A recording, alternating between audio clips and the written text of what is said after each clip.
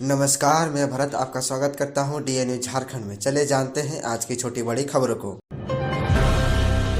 झारखंड के किसानों के खाते में अब आएगी पीएम किसान की 13वीं किस्त। प्रधानमंत्री किसान सम्मान निधि योजना के लाभुकों के खाते में बहुत जल्द 13वीं किस्त आ सकती है। मीडिया रिपोर्ट में बताया गया है कि फरवरी के महीने में ही पंजीकृत किसानों के खाते में प्रधानमंत्री नरेंद्र मोदी 2000 रुपये की किस्त ट्रांसफर कर सकते हैं। झारखंड के किसानों के खाते में भी उसी दिन पैसे आ जाएंगे। झारखंड में 31,16,000 किसान पीएम किसान योजना के तहत पंजीकृत हैं। इनमें से 17,32,600 किसानों के खाते में पिछली बार फंड ट्रांसफर किए गए थे। झारखंड में किसानों के खाते में पीएम किसान सम्मान निधि के ट्रांसफर की रेट 56% है। देश भर के करोड़ों किसानों के साथ साथ झारखंड के किसानों को भी पीएम किसान की 13वीं किस्त का इंतजार है। कृषि मंत्रालय की ओर से अभी तक पीएम किसान की 13वीं किस्त की राशि जारी करने की तारीख की घोषणा नहीं हुई है, लेकिन कयास लगाए जा रहे हैं कि इसी महीने पैसे किसानों के बैंक अकाउंट में आ जाएंगे। सीएम सोरेन ने की मंत्री गिरिराज सिंह से मुलाकात। पीएम से वंचित गरीबों को आवास उपलब्ध कराने का किया आग्रह। मुख्यमंत्री हेमंत सोरेन ने सोमवार को नई दिल्ली में केंद्रीय मंत्री ग्रामीण विकास मंत्री गिरिराज सिंह से मुलाकात की। सीएम ने केंद्र सरकार से प्रधानमंत्री आवास योजना ग्रामीण अंतर्गत आवास प्लस में निबंधित 8,37,222 परिवारों को आवास उपलब्ध कराने का आग्रह किया। मुख्यमंत्री ने कहा कि निबंधित सभी लाभुक गरीब हैं और उन्हें आवास उपलब्ध कराना बेहद जरूरी है। मुख्यमंत्री ने केंद्र मंत्री से इस मामले में जल्द निर्णय लेकर गरीबों के लिए आवास स्वीकृत करने का अनुरोध किया। मुख्यमंत्री ने 15वें वित्त आयोग के तहत झारखंड की बकाया राशि निर्गत कराने का भी आग्रह किया। इसके अलावा केंद्र बजट 2023-24 में मनरेगा के तहत राशि में की गई कटौती पर चर्चा की। झारखंड के मनरेगा मजदूर पलायन करने को हुए विवश। सरकारी योजनाओं पर पड़ रहा बुरा असर, जाने क्या है वजह। मनरेगा की योजनाओं में काम करने वाले मजदूरों की संख्या घट गई है। पहले जहां 8 लाख मजदूर प्रतिदिन काम कर रहे थे, अब वह घटकर 3.5 लाख तक में सिमट गए हैं। पहले जहां मजदूरों की संख्या कम हुई थी तो कम से कम 5 से 6 लाख मजदूर काम कर रहे थे। इस तरह मनरेगा में मानव दिवस सृजन की संख्या घट गई है। इसका असर योजनाओं के साथ ही रोजगार पर भी पड़ रहा है। योजनाओं का क्रियान्वयन धीमा हो गया है, वहीं बड़ी संख्या में मजदूर दूसरे कार्यों में लग रहे हैं। यहाँ तक कि ग्रामीण मजदूरों का पलायन भी हुआ है। मनरेगा कर्मियों ने बताया कि मजदूरों ने काम तो किया पर उनके 4 माह का पैसा नहीं मिला। दिसंबर 2021 का पैसा पहले से पेंडिंग था। इसके बाद जनवरी, फरवरी और मार्च 2022 का भी पैसा नहीं दिया गया। पैसा के लिए कई बार मुख्यालय से संपर्क किया गया, लेकिन भारत सरकार से पैसा नहीं मिलने की बात कहकर हमेशा टाल दिया गया। वहीं मजदूर लगातार मनरेगा कर्मियों पर मजदूरी भुगतान के लिए दबाव डालते रहे। झारखंड की स्ट्रॉन्गेस्ट वुमन हो रही कमजोर, माता पिता भी है मजबूर। झारखंड की स्ट्रॉन्गेस्ट वुमन का खिताब जीतने वाली पावर लिफ्टर हेमा कुमारी संसाधन के अभाव में कमजोर हो रही है। कई खिताब जीतने के बावजूद भी उन्हें सरकारी स्तर पर कोई सुविधा नहीं मिल रही है। गरीब परिवार से आने वाली हेमा के माता पिता कड़ी मेहनत के बावजूद उसे सारी सुविधा मुहैया कराने में असमर्थ है। पदाधिकारियों से मदद मांगने पर भी उन्हें निराशा ही हाथ लगी है। झारखंड प्रदेश में कई खिलाड़ियों ने खेल जगत में अपना नाम रोशन किया है, इसलिए झारखंड को खिलाड़ियों का प्रदेश कहा जाता है।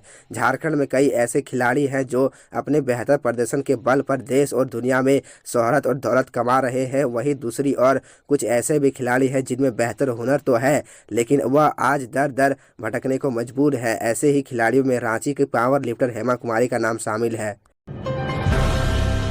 रामगढ़ में परिवारवाद, कांग्रेस ने ममता देवी के पति को तो आजसू ने सांसद की पत्नी को दिया टिकट। रामगढ़ उपचुनाव में भी परिवारवाद की वानगी देखने को मिल रही है। यहां सत्ता पक्ष के साथ साथ विपक्ष ने पारिवारिक विरासत को प्राथमिकता दी है। रामगढ़ की कांग्रेस विधायक ममता देवी को कोर्ट से सजा मिलने के बाद विधानसभा की सदस्यता समाप्त हो गई है। इससे यहाँ उपचुनाव की नौबत आई है। उपचुनाव में सत्तारूढ़ महागठबंधन की तरफ से कांग्रेस को यह सीट मिली है। निवर्तमान विधायक ममता देवी के पति बजरंग महतो पर कांग्रेस ने दाव लगाया है। कवायद सहानुभूति वोट बटोरने की हो रही है। इधर विपक्ष भी इसी राह पर है। भाजपा आजसू पार्टी गठबंधन ने गिरिडीह से सांसद चंद्र प्रकाश चौधरी की पत्नी सुनीता चौधरी को चुनाव मैदान में उतारा है। चंद्र प्रकाश चौधरी रामगढ़ से विधायक रह चुके हैं। उनकी पत्नी पिछला विधानसभा चुनाव यहां से हार चुकी है। उपचुनाव की नौबत आने पर चंद्र प्रकाश चौधरी ने एक बार फिर अपनी पत्नी को उम्मीदवार बनाया है।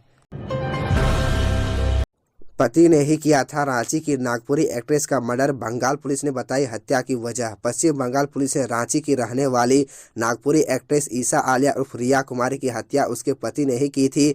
पुलिस ने बताया है कि हॉलीवुड की फिल्मों और वीडियो एल्बम में काम करने वाली ईसा के पति प्रकाश कुमार ने गोली मारकर उसकी हत्या की थी। हावड़ा की ग्रामीण एसपी ने बताया कि प्रकाश को अपनी पत्नी ईसा आलिया उर्फ रिया कुमारी के चरित्र पर शक था, इसलिए उसने उसकी हत्या करने के लिए शॉपिंग का बहाना बनाया और उसे कोलकाता ले गया।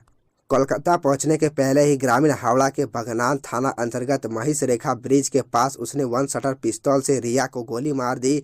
सोमवार को ग्रामीण हावड़ा की पुलिस अधीक्षक स्वाति भंगालिया ने एक संवाददाता सम्मेलन कर इन बातों की जानकारी दी।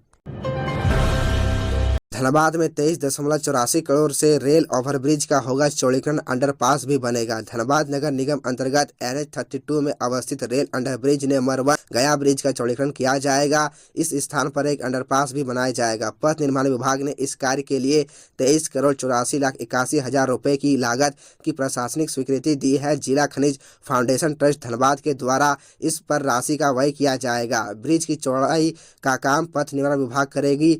इस राशि में आवश्यकता अनुसार जमीन का अधिग्रहण, यूटिलिटी शिफ्टिंग, वृक्षों की कटाई इत्यादि किया जाएगा। 2023-24 तक इस पर काम पूर्ण करने का लक्ष्य रखा गया है। जल्द ही टेंडर इत्यादि की प्रक्रिया पूरी कर मार्च तक काम प्रारंभ भी कर दिया जाएगा। फिर मुश्किल में फंसे समरी लाल, एकल पीठ के फैसले के खिलाफ सुरेश बैठा ने दायर की याचिका। बीते 31 जनवरी को झारखंड हाईकोर्ट ने कांके विधायक समरी लाल को राहत देते हुए जाति छानबीन समिति की उस आदेश को रद्द कर दिया था, जिसमें समिति की ओर से कहा गया था कि वह झारखंड के नहीं बल्कि राजस्थान के निवासी है। बता दें कि इस मामले में जाति छानबीन समिति के पास सबसे पहले कांग्रेस नेता सुरेश बैठा ने आवेदन दिया था, जिसके बाद ही छानबीन शुरू हुई थी और समरी लाल का जाति प्रमाण पत्र रद्द कर दिया गया था। अभी समरी लाल राहत की सांस ही ले रहे थे कि सुरेश बैठा ने झारखंड हाईकोर्ट के एकल पीठ के उस फैसले को चुनौती दे दिया है। सुरेश बैठा ने हाईकोर्ट में LPA दाखिल की है। बता दें कि एकल पीठ ने एक अलग विजिलेंस कमेटी बनाने का आदेश दिया था। इरफान अंसारी ने ईडी से कहा, सरकार गिराने में कभी शामिल नहीं रहे। कांग्रेस के निलंबित विधायक डॉक्टर इरफान अंसारी से सोमवार को ईडी ने केसकांड मामले में पूछताछ की। जानकारी के अनुसार करीब 7 घंटे तक ईडी के अधिकारियों की पूछताछ में विधायक इरफान ने कहा कि सरकार गिराने के लिए वह कभी भी खरीद फरोख्त में शामिल नहीं रहे। उन्होंने ईडी के पदाधिकारियों से कहा कि विधायक नमन बिक्सर कोंगारी और राजेश कच्छप के साथ मिलकर अपने क्षेत्र के लोगों के लिए साड़ियाँ खरीदने के लिए बंगाल जा रहे थे। ईडी ने जब उनसे पैसे का स्रोत पूछा तो कुछ दस्तावेज और वाउचर भी इरफान के द्वारा प्रस्तुत करने की बात सामने आ रही है। इरफान ने विधायक जयमंगल सिंह को रिश्वत की पेशकश देने से पूरी तरह इनकार किया है। बिजली चोरी से परेशान JBVNL अभियान के बावजूद नहीं रुक रहा बाईपास कनेक्शन लेना। बिजली चोरी के खिलाफ लगातार अभियान चलाने के बाद भी सूबे में बिजली चोरी नहीं रुक रही है। इससे बिजली वितरण निगम को करोड़ों का घाटा हो रहा है, जबकि निगम पिछले कुछ समय में लगातार राजस्व संग्रहण पर बल दे रहा है। बिजली चोरी अधिक होने वाले जिलों में लोहरदगा जिला ऊपर आता है। इस संबंध में निगम मुख्यालय की ओर से भी लोहरदगा जिला में विशेष छापेमारी अभियान चलाने का आदेश दिया गया है। इसमें बताया गया है कि मीटर के बावजूद लोग बाईपास कर बिजली चला रहे हैं। कई बार जिला में हुए छापेमारी से इसकी जानकारी भी हुई है। उपभोक्ताओं पर कार्रवाई के बाद भी जिला में ऐसे मामले नहीं रुक रहे हैं। ऐसे में सघन अभियान चलाकर बिजली चोरी रोकने और लोगों को रोकने की अपील की गई है। लोहरदगा जिला के पिछले 1 साल के दौरान मीटर बाईपास कर बिजली चोरी करने के कुल 90 मामले दर्ज किए गए हैं। 1 साल में बिजली चोरी से संबंधित अलग अलग मामलों की में लोहरदगा जिले में कुल 438 मामले किए गए हैं। एडवोकेट राजीव कुमार ने महाअधिवक्ता राजीव रंजन के खिलाफ क्रिमिनल केस करने की राज्यपाल से मांगी अनुमति, जाने क्यों। मीडिया की सुर्खियों में अक्सर रहने वाले एडवोकेट राजीव कुमार एक बार फिर से खबरों में है। इस बार उन्होंने राज्यपाल को उनके प्रधान सचिव के माध्यम से एक चिट्ठी लिखी है, जिसमें महाअधिवक्ता राजीव रंजन के खिलाफ क्रिमिनल केस करने की अनुमति मांगी है। दरअसल राज्य के महाअधिवक्ता की नियुक्ति राज्यपाल के मंजूरी के बाद होती है। ऐसे में उन पर किसी भी प्रकार का केस करने के लिए राज्यपाल की अनुमति चाहिए होती है। इसलिए राजीव कुमार ने महाधिवक्ता राजीव रंजन पर केस करने के लिए राज्यपाल से अनुमति मांगी है। तो यह थी झारखंड की टॉप बड़ी खबरें, और इसी तरह झारखंड की छोटी सी बड़ी खबरों को देखने के लिए आप हमारे चैनल DN न्यूज़ झारखंड को सब्सक्राइब कर ले और बेल आइकन को प्रेस कर ले, जिससे आपको झारखंड की हर छोटी बड़ी खबरों की अपडेट आप तक पहुंचता रहे। तो आज के लिए इतना ही, हमें दीजिए इजाज़त, फिर मिलते हैं आपसे अगले वीडियो में।